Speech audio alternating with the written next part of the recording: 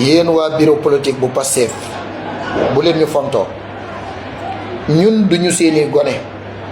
duñ seeni gone yéen bu fekkee da ngeen a dem jàkkaarloog Jomaay Fay ci crise bu toll nii nga xam ne semaine ngi nii am na ñoo xamee ni daanaka lekkuñu lu ñu xam naanuñu lu ñu xam ngeen dem yollee ko jàkkaarloog Jomaay Fay waxu leen kenn dara seen yolleeku googu daal di siiw ñëpp xam ni dem ngeen jàkkaarloog Jomaay Fay ngeen génn ñii ne Jomaay lii la wax ñii ne lee la wax su ngeen demee bay def communiqué du ngeen wax lu leer Yewwi Askan Wi tekki seeni xel ñu nekk ci jàmm waaye lii mooy communiqué li nga xam ne safut yàpp safut jën safut géej bu leen ñu fontoo wax leen nit ñi dëgg ñun topp ñu leen de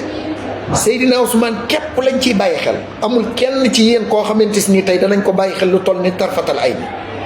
wax leen nit ñi dëgg te bàyyi seen caaxaan yi ngeen nekkee